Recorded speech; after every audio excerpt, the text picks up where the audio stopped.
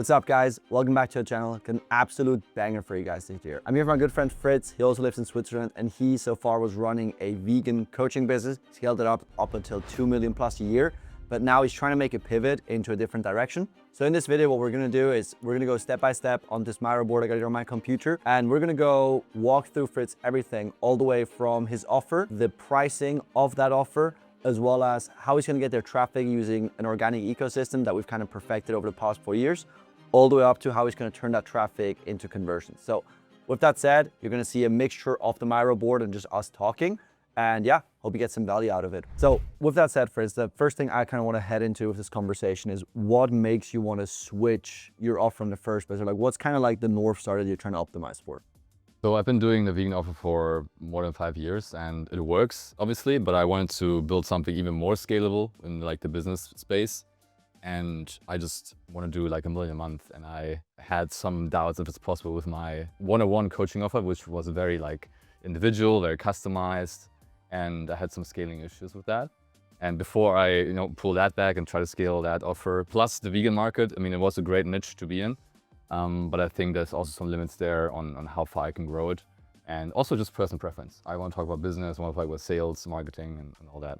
So when it comes to building offers, what I see the issue of like most people is like they build an offer where it doesn't align with them, right? In terms of people are like, oh great, I'll just do some one-on-ones. And then all of a sudden when they have like 20, 30 one-on-ones a week, they're like, fuck that, So the biggest thing is like, when it comes down before we dive into the offers, what is the things you don't want to do within the business that actually has some form of longevity? Yeah, I mean, one-on-one time, I like coaching people one-on-one, but I think in general, I love coaching groups. I love building, content and having a more scalable kind of work with like, I can reach more people with what I do versus just one-on-one work, like individual tailored coaching, basically, yeah. Fair enough. So I would say with that said, I'll walk you through. I've kind of come up in terms of the clients that we work with, how we kind of scale is like 3 offers. So the first is really like the traditional coaching, right? Which I fucking hate. Which is like, you get a CSM who's probably out of like Pakistan or like South Africa, like 3K a month, you get a video course, a group chat, and you have weekly group project calls. Personally, like I know people do all of it. I think especially as you're going to a B2B market, I would not consider that. The second one is like a really strict, like more one-on-one coaching, like Will Brown and Jeremy Haynes are kind of like big on that, especially in the B2B side, which is like your typical video course, you get one-on-one tech support and like one-on-one coaching calls. Obviously, Jeremy Haynes adds like the mastermind component to it, but like it's more tailored, right? I personally like this one. This is kind of what we're going for as a downsell to our agency, but realistically, like the big thing that I see as a decent option for yourself is like the hybrid coaching, right? So now what hybrid coaching is, like it's fairly untapped, but essentially you have like your video course, right? You have like sort of the community aspect of it, and obviously based on the offer, it's a different community. You have your weekly group coaching calls, but the one thing that I really like here is the one-on-one coach. Now, this is not some one-on-one coach like a CSM that you've taught me your stuff, but it's essentially someone who's actually ran a fitness coaching business. So what I've actually found is like a former client of ours, and I recently learned about this, was that he basically teaches people how to do some form of investing. And really what he does is he basically went and said, hey, on LinkedIn, he's like, hey, I'm looking for investors or people who managed XYZ money and want to coach others and help others get unstuck on their investment journey. And so as a result, people would be like, oh, like, that's so cool. And they would basically get paid by the hour. And so basically, as a whole, every student who joins, whether they're people who are looking to start a new business or whether they're trying to scale up, they're getting someone who's already built a successful fitness business, who might be retired or who just like not want to run their own business anymore. And so basically for every hour that they coach, they get paid, I would say anywhere between like $100, and $200. The awesome thing is like whether it's a 3 or 6 month program, obviously based on the numbers, usually I would say to take this up once a month. And so it's like if you have someone for 6 months, you pay anywhere between $600 to $1,200 for fulfillment costs alone, and you have an actual qualified individual. Because I'm sure you've invested in masterminds, right? And like you want to learn from like the source or like someone who's actually qualified, and then you're just stuck with like the same goon who's just gonna tell you like regurgitated advice. Yes. Like I don't want to do that, And so I really like the hybrid model personally, but if you're like, hey, like again, if it's more advanced people, doing some of the stuff that's more tailored, I really think those 2 options would probably be more what fits for you. Okay, I like that, yeah. So instead of having like one CSM handle like 100 clients, and then they can tell that's kind of not really high level coaching. Instead, have like high level people and just pay them hourly. Yeah. Because that way as well, you get just more out of it. Because like if they actually build a decent relationship with the person, they'll book the one-on-ones, which means the other person makes more money, and like you get less fulfillment headaches. And how would that work? Let's say, what if they poach clients from me? I think one, obviously you always set up contracts to kind of prevent that. But like generally speaking, since you own like sort of the infrastructure, I think you have a lot of chance to prevent that. Plus, what I would say is like what we've noticed is like, and obviously within our agency, we have the same risk, right? What if clients poach account managers?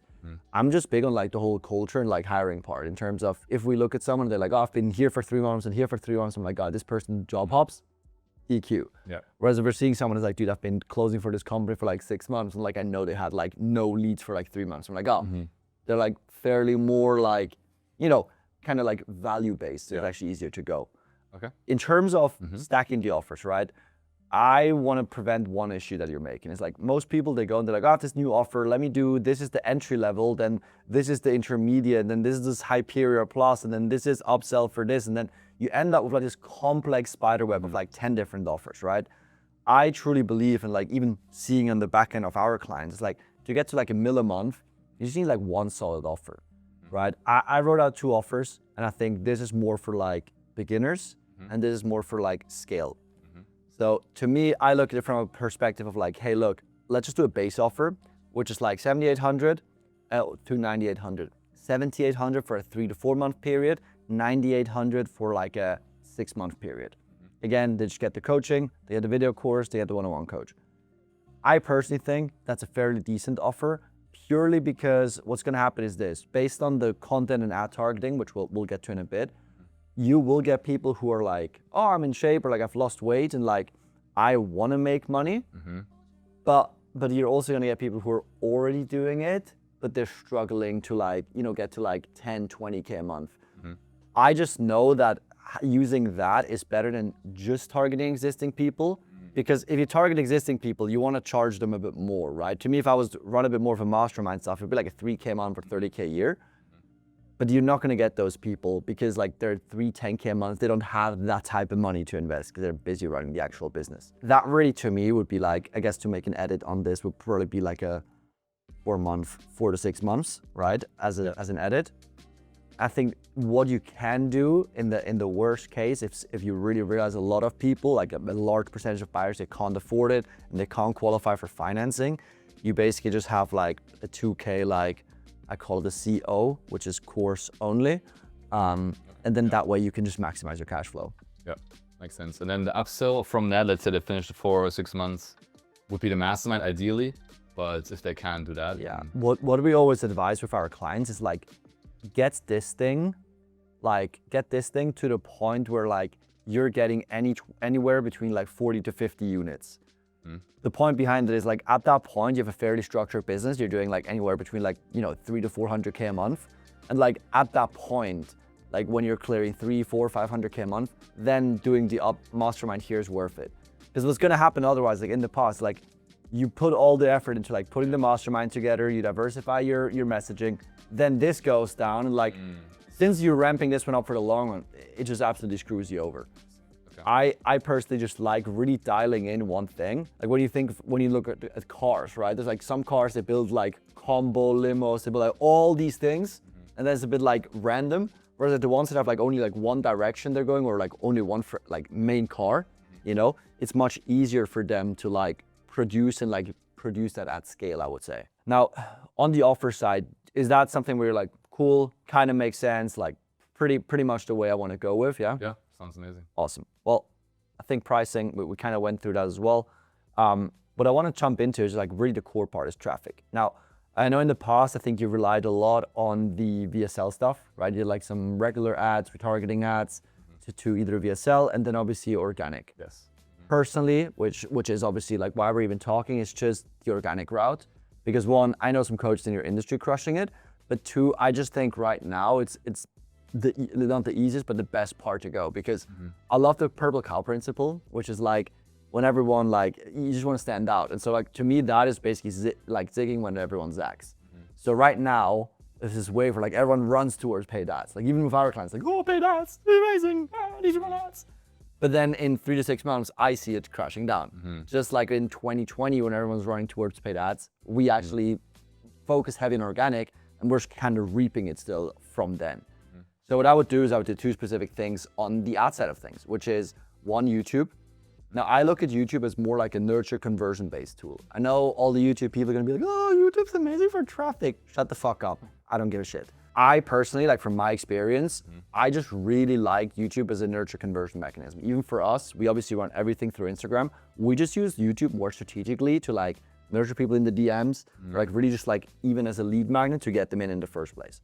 The entire system, and I'm no YouTube expert, but what I would do is I would do 2 videos a week where I focus on trust and educating viewers.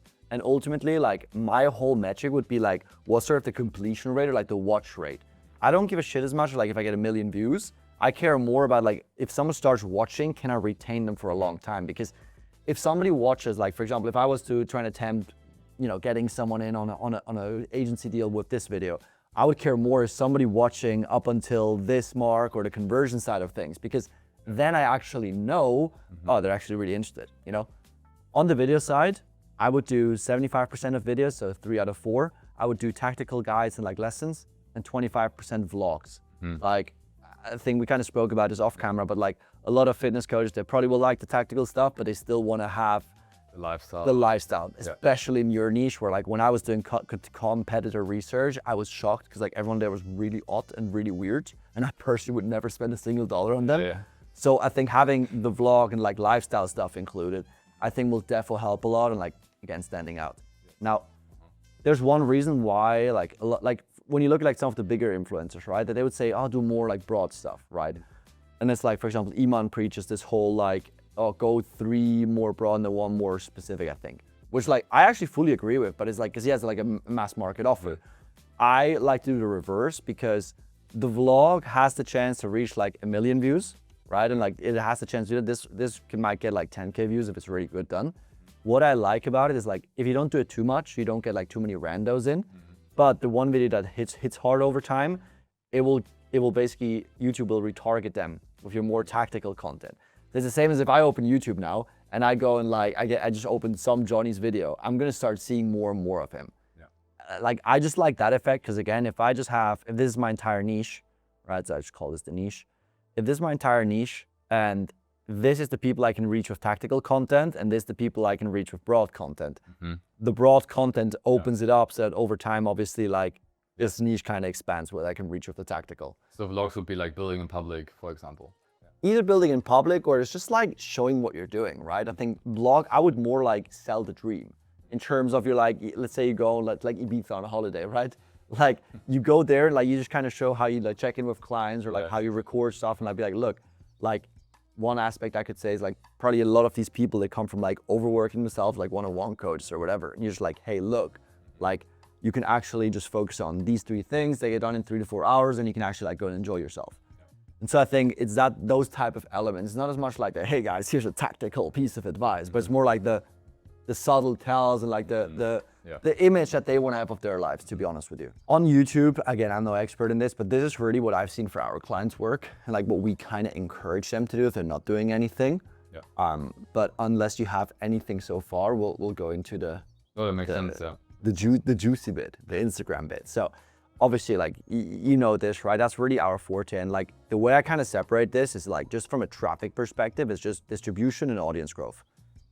On an audience growth, I have the firm belief, obviously on the feed side of things, you should just be posting once a day. I know, like, especially in your niche, everyone's like, post 3 times a day, show off so many transformations. I'm like, no. Like, I like quality over quantity, because once again, like, you can have 10 posts a day that get like 1,000 views. If you get 1 post that gets 10,000 views, like, you reach the same amount of people. And like, I just, from a brand perspective, I like to be more intentional. Like, my business partner's big on like also being more intentional with stuff, because again, you just get a higher quality outcome. And it's like, if you post 10 shitty pieces of content, it's like people get bored of your ass, you know? Instead of, I mean, I had that when with the vegan offer, we tried like 2 or 3 reels a day. It's just, the quality at some point just suffers. That's right. And I'd rather have quality, because then you have a higher likelihood of a piece of content going viral. Now, With that said, the way I would split it is I'd split it in 3 ways. So essentially one would basically be 2 carousels. So carousels are like, I call them threads, but it's basically like a Twitter style post where you just kind of break down a topic, you expose like an outcome or you like a testimonial thread, like super simple. This one really, what I like about it, like this is like the one thing people don't really talk about, is like it's awesome for conversions. Because if somebody slides for like 10 slides and they read it, they're fairly in like an emotional state where they feel like they're involved. And like when people feel involved, I think that's when they're in a state where they like want to learn more. So that's really where you focus more like middle, bottom of the funnel stuff. Whereas like you want to post like 4 reels a week, not a day, where that's just for like awareness and lead generation. Now, I separate conversions and lead generations because what I've found through data is that like when we post reels, whether that be text plus copy or straight up talking heads, the biggest difference is like people that come in here are usually they've just seen you, they comment for something, and then they're fairly cold. Yeah. So I would consider them like a lead versus these ones are like almost buyers at this point. Okay. Like we have people coming in off of threads that are like, hey, I'm ready to buy. Okay. Sign me up. And these ones obviously you need to nurture a lot more, which we'll go into that. And then lastly, picture dumps. I just picked good old Mr. Iman. Just because it's great for like trust building, right? Obviously, when you see a picture of somebody at Times Square, like it kind of builds authority. Even if in your niche you do like a picture dump, say you go travel somewhere, you do a picture dump, and it just kind of shows like how their life could look like. I think that's just one thing I personally really enjoy, because like it just kind of makes that sense. And to kind of set the expectation, this is not something where you post 1 day, 7 days, 10, or even 30 days, and you're like making $1 million a month, But to me, it's like a 3 to 6 month process. But what really happens is, as you obviously like as you post more, right? Obviously, if this is the time axis, your growth might be really slow, but then obviously over time, you're gonna start getting like those exponential spurts. The cool thing is vice versa, is in a very similar realm, like from a monetization principle, you might capitalize on some of those people like right here, right? And so like you do that, but like over time, it just gradually, like this more gradually grows, because people from here, and again, if these are different months, we just kind of roll these ones up, here we go. Then people that bought, like that join you here, follow you here, they're gonna convert in any of those months. So like if you gain 1,000 followers here, you probably will have like 1 or 2 people convert every other month. And obviously over 12-month period, you now have like 12 times, 2 people joining a month. It just kind of compounds. Like we have clients right now where even if we have a bad month growth-wise, we'll still bring in like multiple 6 figures. And like when you look at the actual Typeform data, it's just people that have followed them for like a year. I mean, it's just my current account. That's how I grew the vegan offer. Like I grew it to like over 100K followers. And still to this day, I have people message me, hey, like, can I join you? Like, it's just, you build something like an asset that just keeps on. Exactly. That's kind of how I view it. And that's why like people who don't treat it that way, they usually don't succeed on socials. But I just personally believe this to be much superior from like a customer acquisition perspective compared to like ads. When it comes to the reels, just a question. So I was about to focus a lot on my story. It's like how I did it, basically. Would you say that's a good angle for me to keep regurgitating that? I think there's really three ways to do it. So I would do story, right? Which is like, I would say not only like, oh, I made this much money from a fitness offer. Like, yeah, I would run that angle, but I would focus also on like just lessons you've learned, right? So like what did good, what did bad? People don't talk about the bad stuff enough. I always find like when we talk about like bad shit, like people resonate with it, I had a client bad shit that happened. we had a client in the real estate space, and one of his properties got absolutely wrecked by like this tornado. And like he just basically made like, hey, here's how much money I lost. And it was pretty good. Like, and people were like, oh, you're still profitable over the year. That's awesome. And like that overcame so many like objections. Yeah. So I think it's just story and like sort of like the experience, right? Which I think is key. Yeah. Second thing I would do is just like tactical, right? Which is like, hey, like if you wanna close an extra 5 deals, blah blah, or like or like LinkedIn is a silent gold mine. You just like can use it to sign clients for a fitness coaching offer. And then the last thing that I like to do, which is like not many people talk about, is like opinions. How can I put it? Like for example, let's say we address that most people that do fitness coaching, they're just like doing the one-on-ones, right? So it's basically like you could literally just walk up like a thing being like, if you work 10-hour days, you're not unemployed. You just have a high. You're not an entrepreneur. You have a high paying job, like something like that. Where it's like, you say broad stuff. One of our real estate clients, he went like, I think renting is, buying a house you live in is dumb. You should rent instead. And that sent people nuts. So I think just making around those 3 topics in of itself is great. The last thing, which is kind of like a little cheat code, is like, I call him the NOP, which is like new opportunity. So it's basically like, if you can lose 25 pounds, you can help other people lose 5 pounds. And that's a 6-figure business right there. And it's kind of like, because people don't think about it, right? It's like when you, it's like when you think about, okay, oh, could I lose weight by going vegan? Like some people might not consider that like connection. I think with likewise, you got to get people introduced to the fact that if you're in shape, you know, like if you can run a mile faster in 6 minutes, you know, you can help someone else do the same. I like that. And that's my story as well. I lost 30 pounds and then I built a business based on that. And I would angle it around that, which is again, it's kind of like a story, but also an opportunity that you can frame. The big shift that happens, which I think where people go wrong at times, like the feed post, that'll just give you the exposure and the traction, and obviously some leads. But what I really like to do is like harping on story sequences.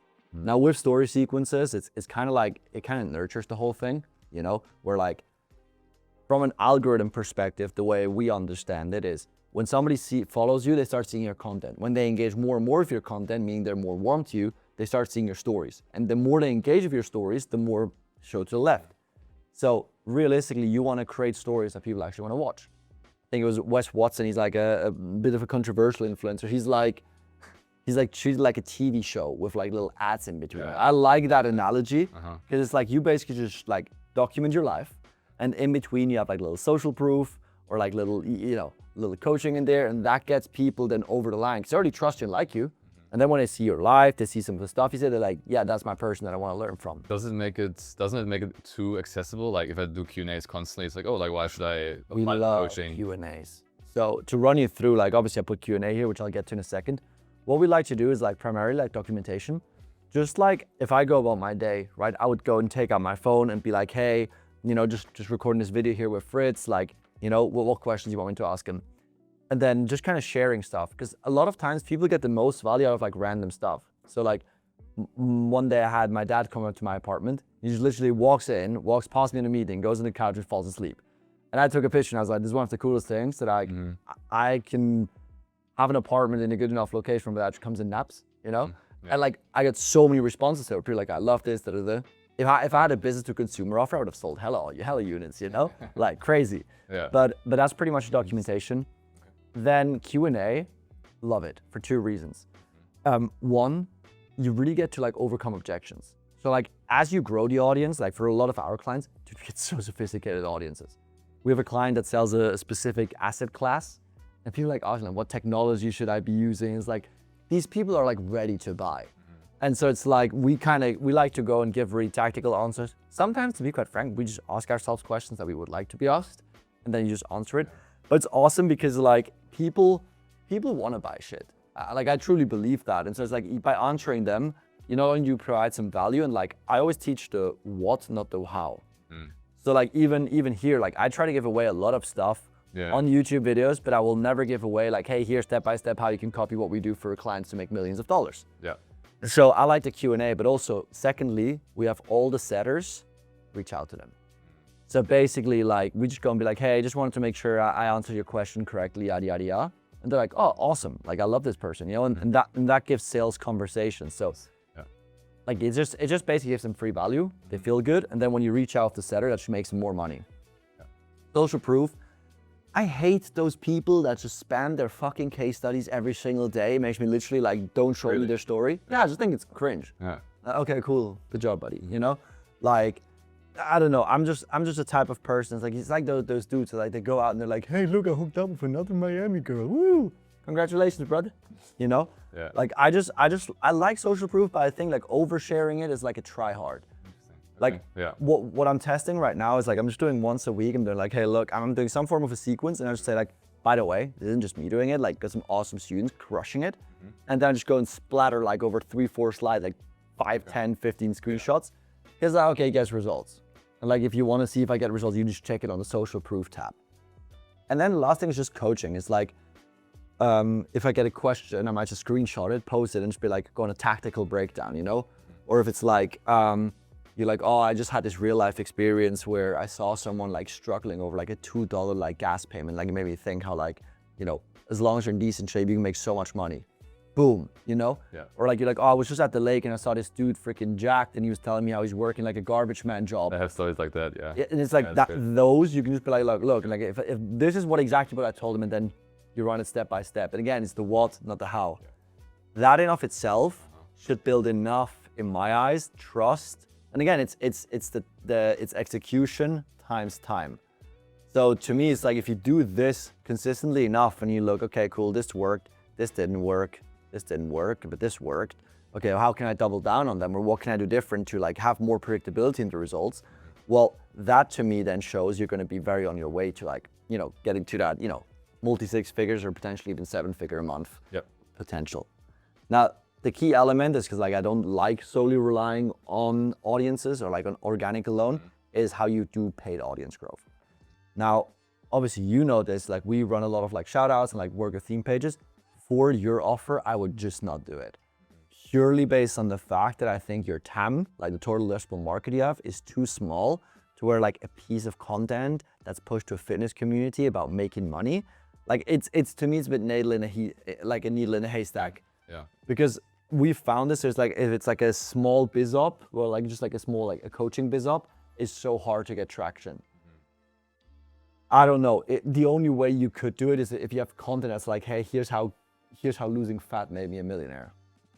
That maybe is an angle, you know? But then you kind of target fat people, so it's kind of an issue, you know? Anyways, so what I would do is 2 things. So there's 1, which is like content boosting, and 2 are like collab posts. So to kind of dissect that, like what would be like a content boosting is like, if you take, let's say this thread here, you take this thread, you wrote this, and you just put paid dollars behind it.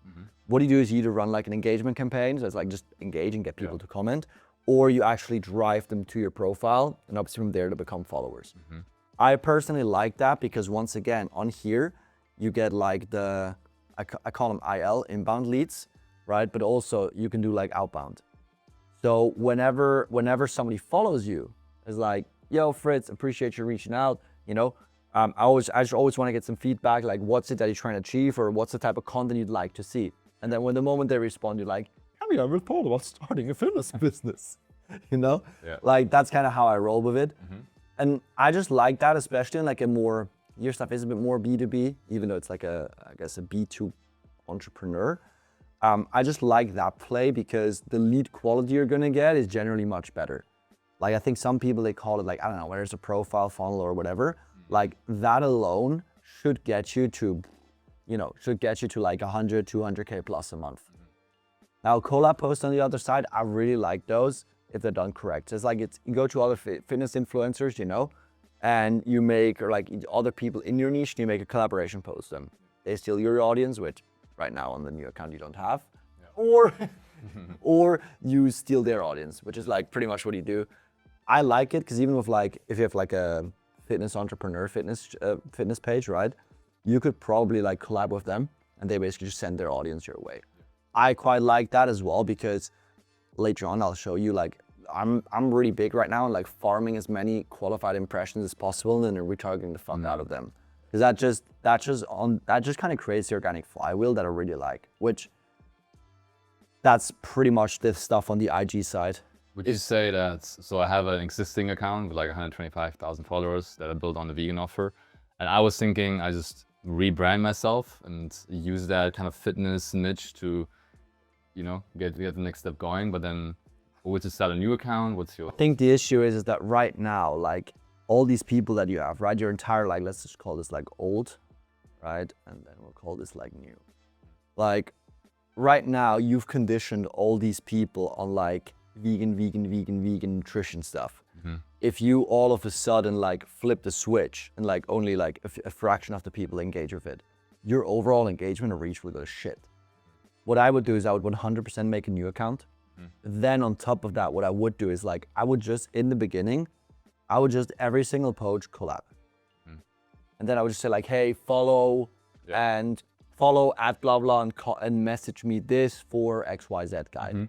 Now you get to piggyback off of the reach, but you also build this one up, which means over time that should get you like the organic reach up. Otherwise, you just run it. And doing the shout out will not mess with the algorithm of the new kind. I've read it online that you'd rather just want to build it from zero without shout outs. Okay. Never. Like we've built from zero with shout outs for pretty much 5 years. And like it works really well. Okay. But it's just more because you need to do it the right way. Yeah. What I would do, however, is I would definitely like obviously on the old channel, like post as you post on here. And like these will give you so many impressions. I would go and like basically like use retargeting ads and basically just retarget the fuck out of this audience.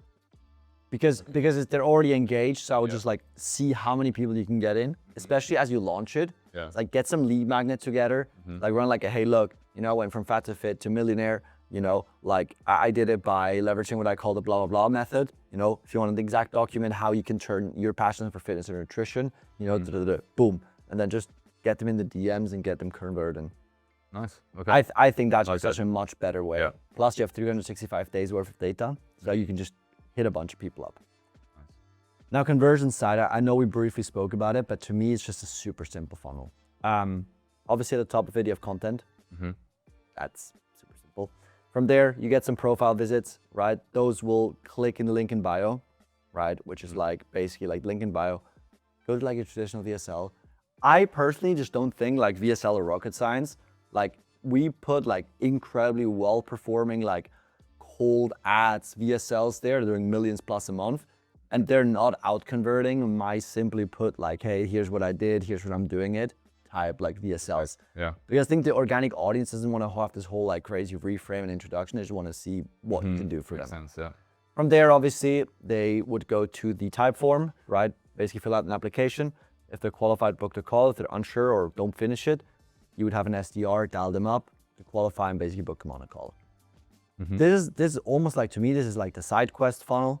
My main funnel that I really want to harp on, and I think is like the big one, is content to DM, right? So you obviously get content to profile into DMs, but then the DM funnel is just so powerful for a few reasons, especially B2B. Like number one, when people see your content, they like it, they want to learn more, right? They'll DM you. They'll be like, oh, I kind of want to learn how to do this. And a lot of people, they might actually think, oh, this might actually be Fritz messaging me. I'm sick. It's a DM setter, you know, in the Bahamas, like ripping. And so it's like, it's one of those things where like, if you can really dial this funnel in, your cost per acquisition, your cost per call, like ridiculously low.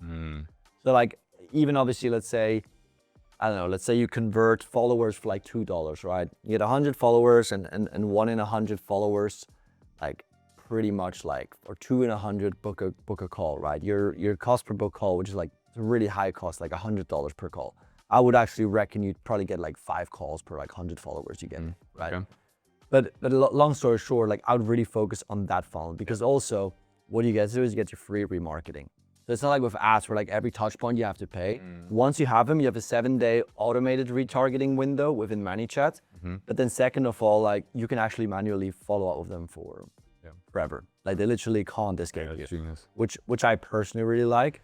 Is that scalable though? Like let's say if I want to make like 500K a month. We had a client that at one point was running 1.5 mil a month, all through DMs. And it was literally just, I think there are like 3-4 people in there. Yeah. ManyChat automatically splits it up. Okay. Golden. It was awesome. Yeah, I just remember the days in my vegan opera where we were running nothing crazy, like $600 a day in ad spend, and then like the whole thing just exploded. The tough part is like the quality of the setters, right? Like everyone makes the mistake where they're putting like some Indian VA in here, or like they put some Filipino VA in here. They pay them $2 an hour. And they're like, well, work 16 hours a day. You know, you make me money. And they're like clueless, you know? Like I have found that I'd actually rather, like I'd rather have like some people that make like US people. Yeah. And like I actually like to do, when I hire DM setters, I like to test their EQ. Because what happens is like, let's say you get 2 DMs, right? One's like, you ask me a question. I'm like, are you thinking about starting a fitness business offer? Yes. All right, cool. What makes you think about that? Yeah, I want to make more money. It's a super short answer. Whereas if you get someone like, yeah, I'm working a job right now and like I'm not really happy, but I'm kind of considering doing a fitness business, and like I really want to do this because I have like 2 kids at home. I'm a single mom. Like those are two different like leads, right? Yeah. So what we're doing is like, if you don't have any EQ, you're just like, well, lead responded, great, which is shit. Okay. What we do is like, if basically their response is like pretty good, we just like move them along. If their response is pretty bad, we like stiff arm them. So we had this offer where the audience like fairly like red pill, and they would just be like, give us one worders. And then we would just say like, DMs that or something would be like, if you just like being broke, just tell me. And like, they'd be like, what do you mean? Or they'd be like, oh, I don't think you'd be a good fit. But it's like, why? He's like, well, because we don't like broke people. And then he'd be like, what do you mean? He's like, well, if you can't be arsed to give me a 2-sentence description on your thing. And they would go, oh, sorry. And they would send you their entire life story. Yeah. And I like that because it actually like sometimes putting up a barrier that your product isn't just like, oh, just buy my shit. You actually like care about like what they say, care on the front end. Like that's really where people start to be like, ooh, this is interesting. Like I care. So I kind of rewind those people until they end up on the positive side. Nice. Yeah. I just remember my vegan offer, we couldn't really do that because like the female clients and DMs, you can't really call them out that way, you know? You're fat. I've been looking in the mirror today. No, but pretty much as you ascend into a DMs, the one thing we do here, which is like the big one, is nurture, right? So like traditionally, like, and obviously you've probably gone through a few DM setting funnels. They just go like, do you have a Pulse? Do you have a credit card? Are you from the US? Great, book a call and like apply for Split It. But like what we like to do is we like to kind of do the sales team's job, because for me, we've just lost millions in sales because of fucking sales teams. What I kind of notice is if you just run it like that, DMs, and then you push them through to a call, it's no better than a VSL funnel. But what a VSL funnel doesn't have is like, doesn't have as much content, right? Like I know people like Jeremy Haynes, they'll speak a lot on like, you know, like the pushing out content and whatnot. We kind of do it in a bit different way, where we, in the process, we test them, how much do they know about the opportunity? How interested are they? And like, what's sort of their pain point? And based on that, we educate them on story. And then obviously like the tactical. So we'd give them a story on like the business owner, right? Like we have a client who's a former cop. We'd share a story with like other first responders, and they're like, oh, it really resonates. Like, and they'd say like, oh, this is my pain points. We're like, oh, cool, we got the pain point. Or if someone's like, yeah, I'm just not too familiar, we'd send them like a free course and be like, hey, hit me back up once you've completed the course. Or like once you've gone through it, let me know your thoughts. We'd reach back out, have you finished? And like now they're like really nurtured because they like really understand the vehicle. And like if the client's any decent, like he'll make a great argument as to why XYZ vehicle is the best. And they're like, oh dude, this is awesome. We're like, oh cool, what's your game plan, brother? And they're like, oh, I'm not sure. What would it help if I got you in touch with our consultant? Like, you know, we have a program where we help people. And that small middle piece here between that and the type form, that actually gets our show rates upwards of 85%, which is pretty nuts. Yeah. So we're trying to really push on that, because not only that, but if they feel they have some form of decent conversation here, in case they no show, in case they don't move up forward, we actually, from a sales call perspective, get a chance to win the deal back in DMs. So same client with like the red pill audience, we had people that were like talking a big game, like, dude, I'm joining, I'm fucking doing this, blah, blah. And they would show up on the call and they'd like bitch out because like they would be a bit scared. And we'd hit them back in the DMs, be like, yo, dude, like I thought you were about it, you know? Like what happened? Yeah. And like, yeah, I know, dude. And like client would go and what's up? Dude, look, like if you want to be a top G, like you can't bitch about, you know? Yeah. And like they would go like, oh my God, this is really you, and then boom, bye. But that wouldn't have been possible had we just saying like, do you have a credit card? Do you have a Pulse? Are you financially literate? Great, apply for Split It, you know? Like that is really the difference for us, where I'm like, this slaps. Yeah. Obviously type form, it's just super simple. Like I just want to collect key stuff, like just have a bit of better idea. The second reason I say this is because as you run ads, what we like to do is we like to kind of categorize. So I'm not sure who it was who spoke about it. Like basically you have like buckets of leads, right? And you're like, okay, cool. They're like tier A, tier B, tier like F. So now one thing you can do is once you feed the ad data, you only feed these two buckets, right? But more so, which I personally really like, is if you realize, like let's say you have like 3 closers, you know, maybe this closer crushes it on only tier A leads. Maybe this guy does really well with those 2, right? And then this guy does equally as good or bad with all 3 of them. If he does bad with all of them, obviously you fire his ass. But if he does well with them, he doesn't really matter. But what you do is tier A leads predominantly go to this guy. Tier F leads go predominantly to this guy, and these 2 kind of split those leads. The reason I like that is because we've seen it on different offers, especially real estate based ones, where a lot of like closers will do really well in like a logical sale, which they have like similar characteristics. Whereas like if somebody comes in, they're more like an emotional sale, they're just like, I ain't got logic for that, you know? Yeah. And so having that data from the type form, I think is really valuable because you can maximize your sales team. Like we'll literally rotate close and we go from, oh, I think the leads are just not very nurtured to like, oh, I love these leads, I'm closing all of them. Yeah, makes sense. Yeah. And then obviously here, if somebody doesn't finish their type form or like they no show or like, you know, they just don't book a call, or they don't qualify, like they have something, we basically use SDRs to call them. But again, the way we use SDRs is more like, hey, like we want to do X, Y, and Z. Like I just wanted to double check with you, isn't this correct? And if they say yes, we're like, oh, cool, just to be super transparent, like it takes roughly this much to actually get the business started for whatever, right? For e-com, I'd be like 5K for like ad testing and product. You know, it's something you can swing because if not, it doesn't make sense for you to speak to our team because it's not profitable.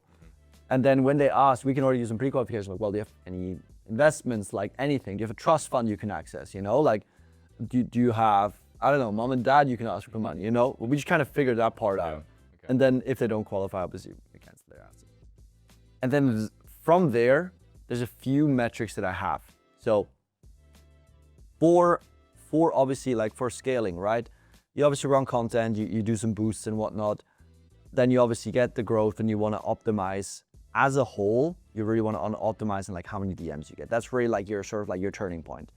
Wherever you can scale DMs, I think you should be off well. So I want to calculate like how much money you actually spend to get a DM. Which, if I spend a total of like $10,000 on ads, I get 1,000 inbound DMs. Doesn't matter if they're organically or whatever.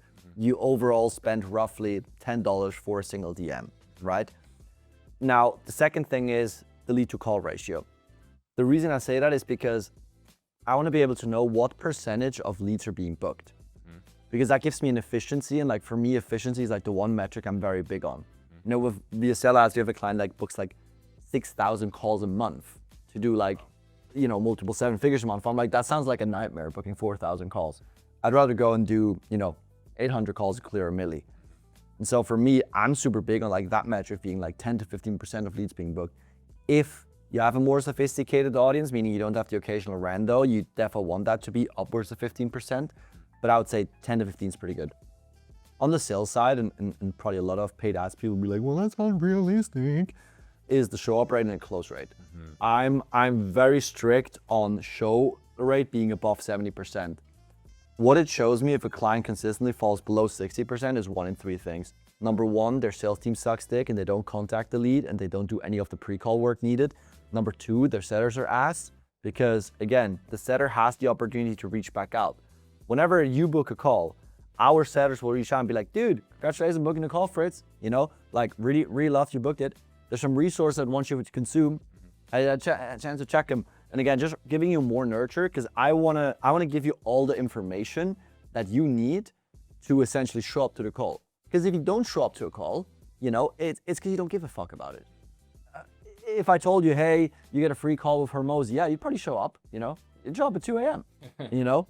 Like I had a call yesterday scheduled actually with like some company that's like, oh, we automate like your entire video creation. And like, I actually ended up no showing because I was like mid-dinner with my dad and I was like, fuck, got this call. And I was like, it's not that important, you know? Yeah.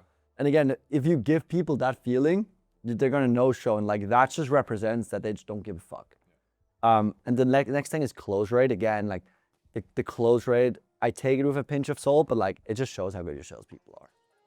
The one disclosure with it is like, I take it in construction with the order value, so the AOV, as well as the cash per call.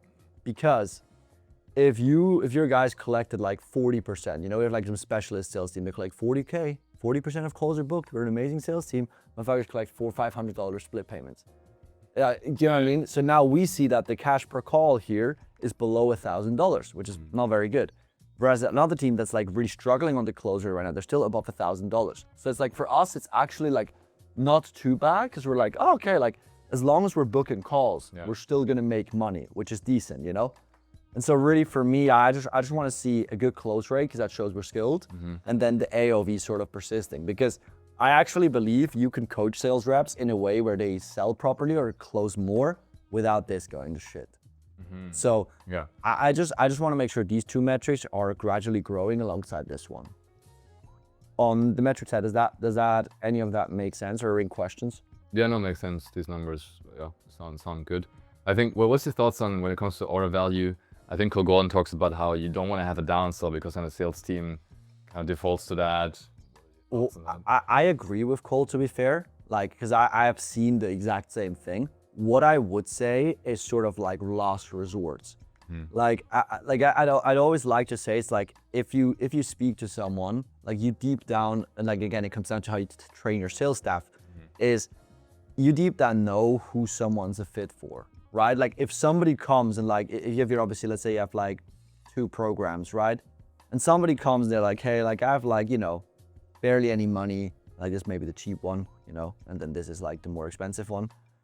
And like that person's like really warm and like they really love your stuff. And they're like, dude, like I just have like $1,000 to my name, you know? Like, and if you genuinely believe your program helps, like you just be best off to say like, hey, look, like you just technically don't qualify, but like, look, at this thing here, it's kind of get you from, it's basically going to give you everything you need to make enough money to afford this, you know? Like, is that something you're interested in? Because right now you're not qualified for this.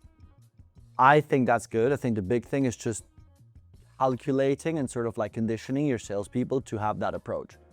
We're like, we have two sales teams. Obviously, you have the one that like they go like, oh, I can reach you for $500 with 27,000 payments, you know, installments, awesome.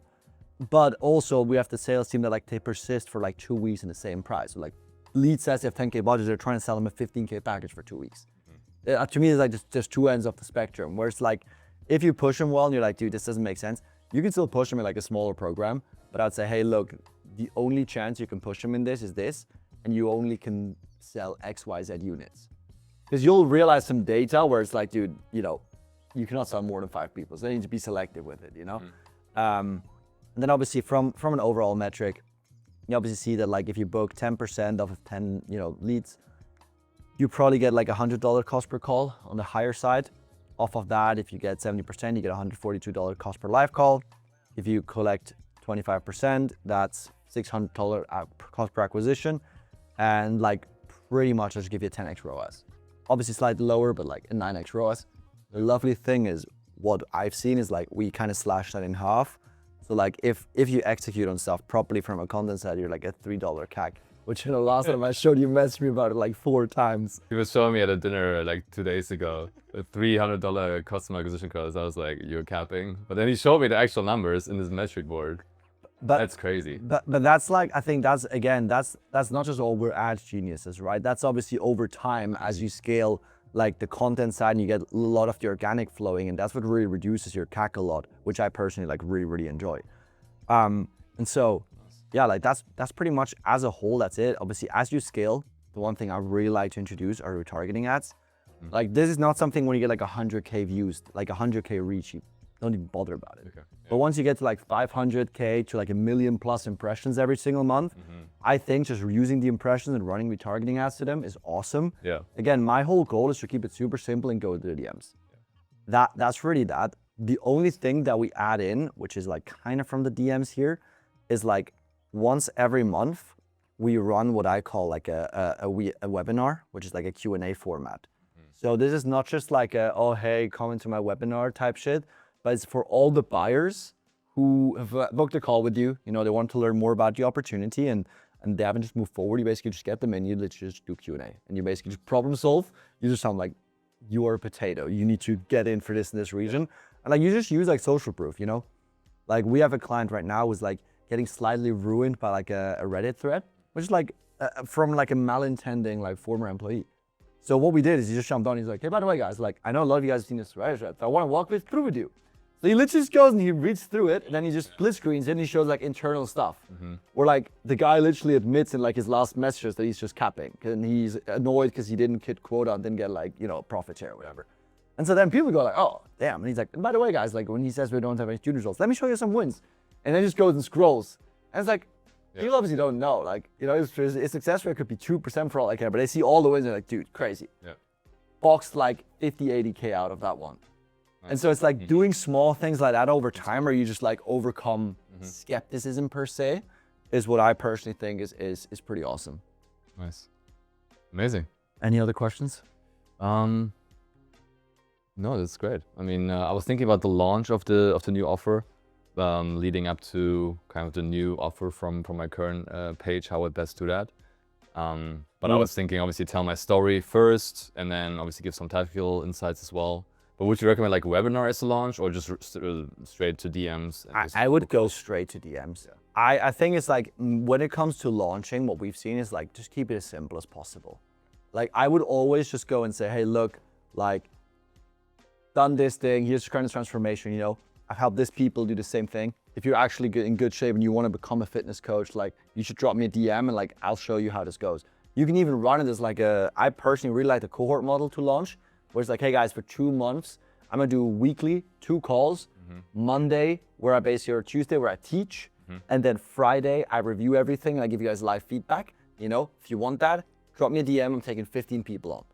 Nice. And then you get to sell it, because the best thing is, like, people do this thing where like when they front load, they build this whole program, they spend hours doing videos, but then people have so many questions and they need to record more videos, then they get burned. You know, it's like, I would rather go and say, okay, cool, we're gonna go week 1, we're gonna do this, and then you ask them on the first session, okay, what do you want me to additionally cover on Friday? And then tell this, and like, cool. And then in the end, you see what they ask as well in the group chats and whatever, and you're like, oh cool, this is what they want, so this is what I'm building. And so then before the second wave, you basically just build those modules. Cool. Which like, is just super simple, because as you scale more, or like as you get more first-time customers, you can just use the recordings. As like your quite literal little little modules. And obviously as you build it out more and more detail, you just add to it. Beautiful. Any other questions? I think I asked you before, but I think you already kind of answered it. But I was thinking, like, what's better, just coaching fitness coaches that already have a business, like PTs, or like we were saying, which I would love to do, like, if you are a fit person and you know how to lose weight and get fit, we can help you build a business. I just personally think the latter just makes more sense, because I think the, hey, scale as a fitness coach, like the people you're gonna get, they're gonna be rather broke. To me, it's the same as the agency niche, right? In the SMA niche, like scale as an agency, 2 of my friends that showed me the data is that 60 or 70% of their PIFs came from people that were working a decent corporate job and started an agency. They came into the same funnel as like scale your growth partner agency or whatever. But they're like, no, the best people are actually the people that came in. They were somewhat sophisticated. It's like, dude, I'm just in really good shape and I want to do something of my own. Can you help me? And they were just like, they rejected them. And then like one of the sales reps like accidentally like let a few people in, and they're like, who let those people in? But then obviously they PIF, so they're like, well, we'll just serve them, and they got awesome results. They're like, oh, this is amazing, right? And so I think, I just think the fit people is better. I always like to just use some form of lingo, even in the content, that's like, hey, look, you know, I made over $2 million helping people lose weight. Or like, you know, like I helped this many people, you know, stop eating meat. Like, I think that will naturally get some of the existing coaches in, and it'll kind of make it be like, this is pretty sick, you know? Nice. Amazing. But yeah, Fritz. I appreciate it, man. I appreciate it. This is great. I'll execute on it, and you better. We'll Otherwise, our maybe will kick your ass. No, with that said, guys, that's pretty much just a wrap. Obviously, it's just like a more high-level overview of like how I would look at building a business from, you know, 0 to like 500K or even $1 million a month off of just organic. Now, that being said, if you haven't already, please leave a like if you like it. Tell me in the comments if it was shit, and subscribe, and we'll see you in the next video.